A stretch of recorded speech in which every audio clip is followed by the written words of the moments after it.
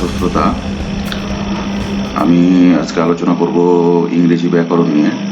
English grammar যেটাকে আমরা বলে থাকি। তো গ্রামার কাকে বলে এটা আমাদেরকে আগে জানতে হবে। গ্রামার বা ব্যাকরণ হলো কোনো ভাষার নিয়ন্ত্রক, অর্থাৎ কোনো ভাষাকে শুদ্ধভাবে বলতে, লিখতে ও পড়তে হলে ব্যাকরণের প্রয়োজন আছে। ব্যাকরণ এই শুদ্ধতাকে নিয়ন্ত্রণ করে। অর্থাৎ ইংরেজি ভাষা শুদ্ধভাবে পড়তে, লিখতে ও বলতে হলে আমাদেরকে ইংরেজি ব্যাকরণ বা ইংলিশ গ্রামার জানতে হবে। তো ইংলিশ গ্রামারের দুইটা দিক আছে, একটা হলো ওয়ার্ড আর একটা হলো সেন্টেন্স। ওয়ার্ড কাকে বলে? ওয়ার্ড হলো কয়েকটি অ্যালফাবেট বা বর্ণ মিলে যখন কোনো অর্থের সৃষ্টি করে তখন তাকে ওয়ার্ড বলে। যেমন স্কুল, SCHOOL, স্কুল। স্কুল অর্থ বিদ্যালয়।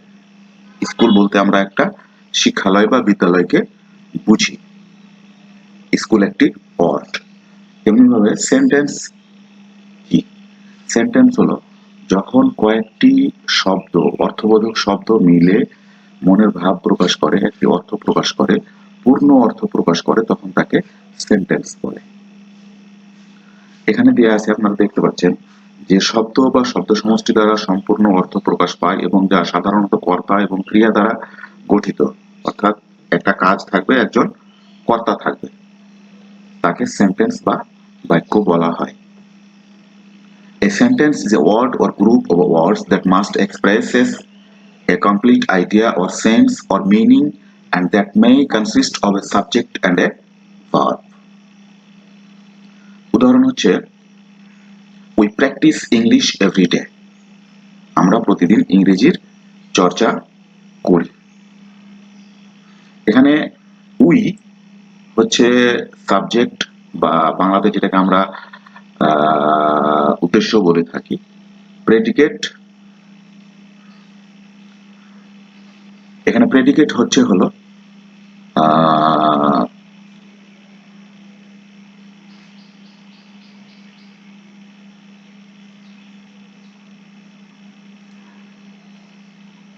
English everyday, practice English everyday. এখানে প্র্যাকটিসটা হচ্ছে হলো ভার্ব, ইংলিশটা হচ্ছে হলো অবজেক্ট, এভরিডে হচ্ছে হলো অ্যাডভার্ব।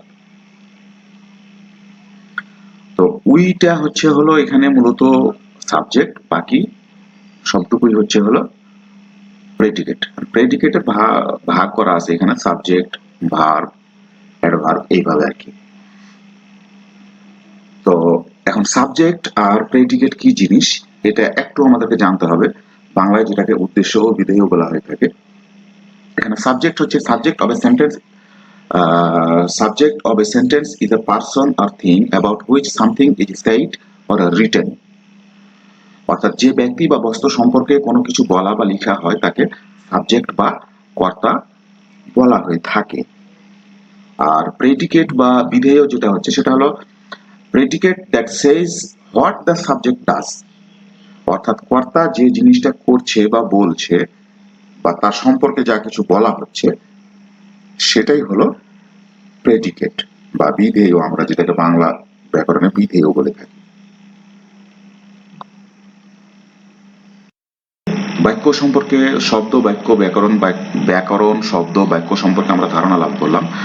এখন আমাদেরকে একটু জানতে হবে যে বাক্য কত রকমের হয়ে থাকে, ইংরেজি ব্যাকরণে বাক্য কত রকমের হয়ে থাকে। তো আপনারা যারা বাংলা পড়েছেন, বাংলা ব্যাকরণ পড়েছেন, তাদের হয়তো ধারণা আছে বাংলা ব্যাকরণেও কিন্তু বাক্য 5 প্রকারের। ইংরেজি ব্যাকরণ বা ইংলিশ গ্রামার যেটা, সেটাতেও বাক্য 5 প্রকারের। তো 5 প্রকার কি কি? এটা হলো অ্যাসার্টিভ সেন্টেন্স, বর্ণনামূলক বাক্য, ইন্টারোগেটিভ সেন্টেন্স বা জিজ্ঞাসা প্রশ্নসূচক বাক্য, ইম্পারেটিভ সেন্টেন্স আদেশ বা নিষেধসূচক বাক্য, অপটেটিভ সেন্টেন্স বা আশাব্যঞ্জক বাক্য, এক্সক্লেমেটরি সেন্টেন্স বা আশ্চর্যবোধক বাক্য। তো আমরা এখন এগুলো নিয়ে পরবর্তীতে একটা একটা করে আলোচনা করব। বন্ধুরা, আমরা 5 প্রকারের বাক্যের নাম জানলাম। এখন আমরা একটা একটা করে আলোচনা করব। Assertive sentence. অ্যাসার্টিভ সেন্টেন্স প্রথমে আসে অ্যাসার্টিভ সেন্টেন্স। অ্যাসার্টিভ সেন্টেন্স হচ্ছে হলো an assertive sentence is a simple or general statement or assertion either affirmative or negative। অর্থাৎ কোনো সাধারণ বিবৃতি বা বক্তব্যকে অ্যাসার্টিভ সেন্টেন্স বা বিবৃতিমূলক বাক্য বলা হয়ে থাকে। এটা অ্যাফার্মেটিভ অর্থাৎ পজিটিভও হতে পারে, হ্যাঁ সূচক যেটাকে আমরা বাংলাতে বলে থাকি হ্যাঁ সূচক হতে পারে, আবার এটা নেগেটিভও হতে পারে অর্থাৎ না সূচকও হতে পারে। যেমন আমি করেছি, এটা হলো অ্যাফার্মেটিভ বা পজিটিভ সেন্টেন্স, অ্যাসার্টিভ অ্যাফার্মেটিভ। আর আমি করি নাই অর্থাৎ হলো অ্যাসার্টিভ নেগেটিভ। আমি করেছি আমি করি নাই, আমি গিয়েছি আমি যাই নাই, আমি খেয়েছি আমি খাই নাই। এই হলো অ্যাসার্টিভ সেন্টেন্সের দুইটি কাইন্ডস, দুটি প্রকার। একটা হলো অ্যাফার্মেটিভ বা পজিটিভ, আর একটা হলো নেগেটিভ। তো আমরা অ্যাসার্টিভ সেন্টেন্স সম্পর্কে জানলাম যে কোনো সাধারণ বিবৃতি বা বক্তব্যকে অ্যাসার্টিভ সেন্টেন্স বলে। এটার গঠন প্রণালী আছে,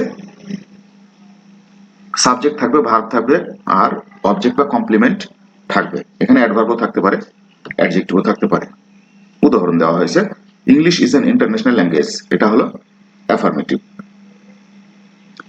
English is an international language, ইংরেজি একটি আন্তর্জাতিক ভাষা। এখন এই বাক্যটাকে আমি নেগেটিভ করব কিভাবে? ইংলিশ ইজ অ্যান ইন্টারন্যাশনাল ল্যাঙ্গুয়েজকে যদি আমি বলি যে English is not an international language, এখানে আমি নট শব্দটা ব্যবহার করলে এটা নেগেটিভ হয়ে যাচ্ছে। এখানে নেগেটিভের আরেকটা উদাহরণ দেওয়া হয়েছে, we do not do bad things, আমরা খারাপ কর্ম করি না। তারপরে আসুন, তারপরে আছে হলো ইন্টারোগেটিভ সেন্টেন্স, অর্থাৎ জিজ্ঞাসা সূচক বাক্য। আমরা প্রশ্নবোধক বাক্য বলে থাকি। যখন কোনো বাক্যের দ্বারা কোনো প্রশ্ন করা হয়, কিছু জিজ্ঞাসা করা হয়, তখন তাকে ইন্টারোগেটিভ সেন্টেন্স বলে। An interrogative sentence asks question about a person or things। কোনো বিষয় সম্পর্কে বা কোনো ব্যক্তি সম্পর্কে জিজ্ঞাসা করা হয়। It always ends with a note of interrogation, a question mark। A question mark দ্বারা শেষ হয়ে থাকে। There are two ways to form an interrogative sentence। Interrogative sentence তৈরি করার দুটা পদ্ধতি আছে।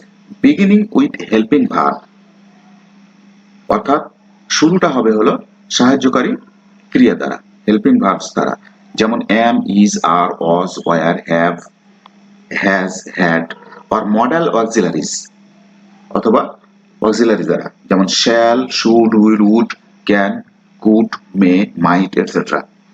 উদাহরণ দেওয়া হয়েছে, do you have your assignment ready? তুমি কি তোমার অ্যাসাইনমেন্ট রেডি করেছো? does he speak English? সে কি ইংরেজি বলতে পারে? Did she work abroad? সে কি বাইরে কাজ করে? Should I go there? আমি কি সেখানে যেতে পারি? Can you hear the sound? তুমি কি শব্দ শুনতে পাচ্ছ? Don't you want any food? তুমি কি কোনো খাবার চাও না?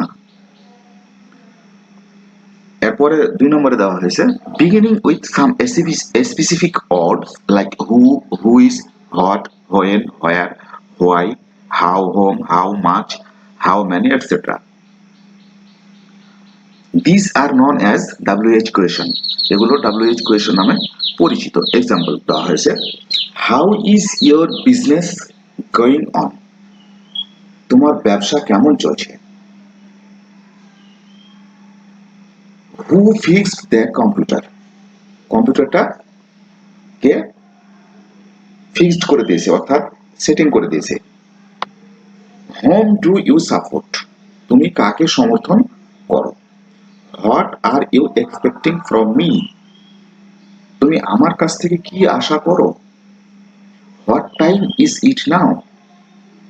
এখন কয়টা বাজে বা এখন সময় কত? How many people have died there? সেইখানে কতজন মানুষ মারা গেছে?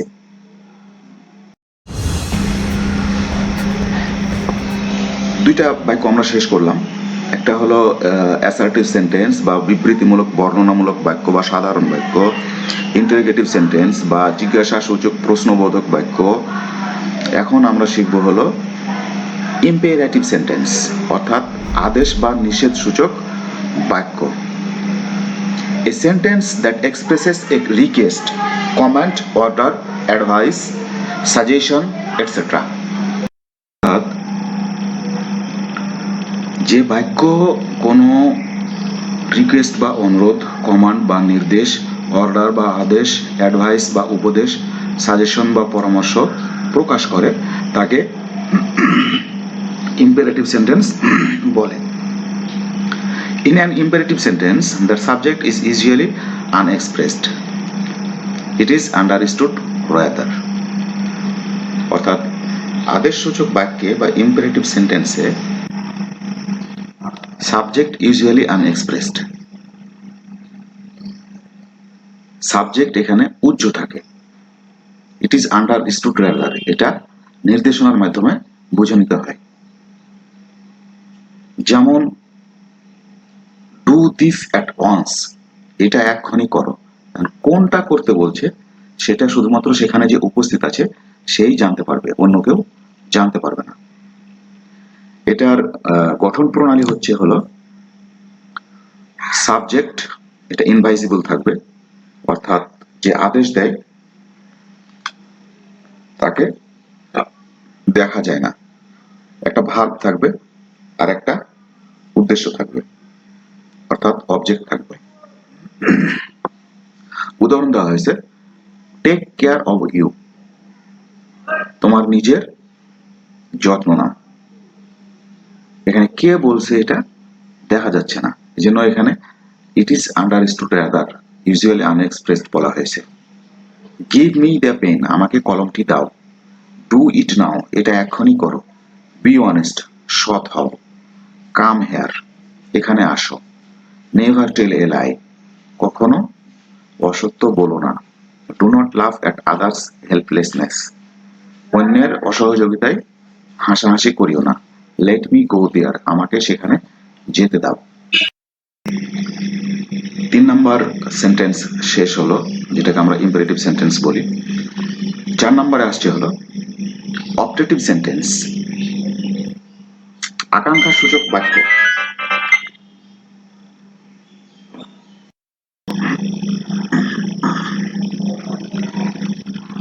অপটেটিভ সেন্টেন্সের ব্যাপারে বলা হয়েছে ওয়াইশ, ডিজায়ার, প্রেয়ার এটসেট্রা আর expressed by the optative sentence. এখানে ওয়াইশ হলো আশীর্বাদ, ডিজায়ার আকাঙ্ক্ষা, প্রেয়ার প্রার্থনা, এগুলো প্রকাশ পাবে। এটার গঠন প্রণালী হচ্ছে may plus assertive, M A Y, may plus assertive, অর্থাৎ প্রথমে মে থাকবে তারপরে বর্ণনা থাকবে। উদাহরণ দেওয়া হয়েছে মে ইউ লিভ লং, তুমি দীর্ঘজীবী হও। মে আল্লাহ ব্লেস ইউ, আল্লাহ তোমাকে আশীর্বাদ করুন। Wish you all the best, আশীর্বাদ করি তোমার সবকিছু ঠিকঠাক মতো ভালো মতো হোক। Long live Bangladesh, can be formed without may, এটা মে ছাড়াও, মে শব্দটা ছাড়াও লং লিভ বাংলাদেশ এটা অপটেটিভ সেন্টেন্স হিসেবে কাউন্ট করা হয়। অপটেটিভ সেন্টেন্স সম্পর্কে আমরা জানলাম, এটাতে প্রকাশ পাবে হলো আশীর্বাদ, প্রার্থনা, দোয়া, এইগুলা। 4 নম্বর বাক্য শেষ হলো। 5 নম্বরে যে বাক্যটা আছে সেটা হলো এক্সক্লেমেটরি সেন্টেন্স। এক্সক্লেমেটরি সেন্টেন্স হলো আশ্চর্যজনক বা আশ্চর্যবোধক বাক্য।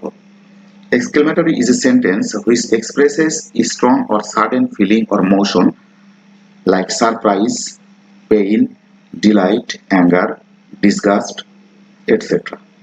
অর্থাৎ এক্সক্লেমেটরি সেন্টেন্স এমন একটা বাক্য যেখানে হঠাৎ করে ইমোশন প্রকাশ পাবে, যেমন সারপ্রাইজ করা, ব্যথা, ডিলাইট, অ্যাঙ্গার, এইগুলো আর কি।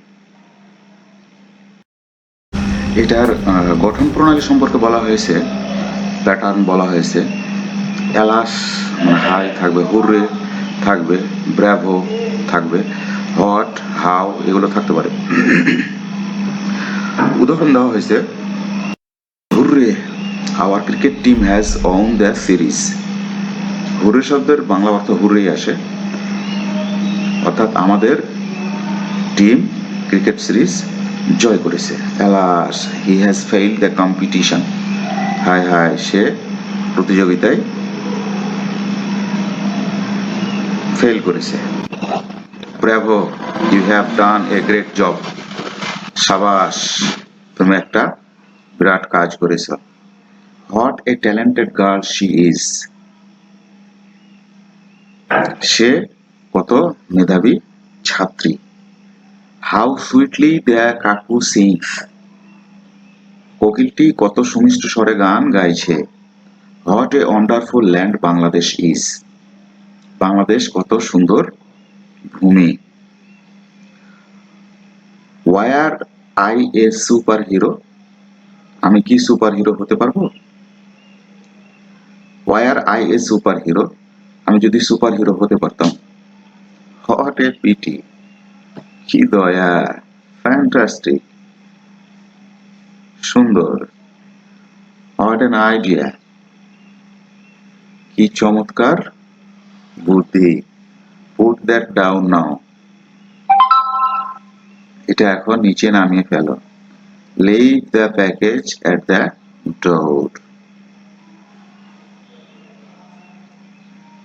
Walk softly please.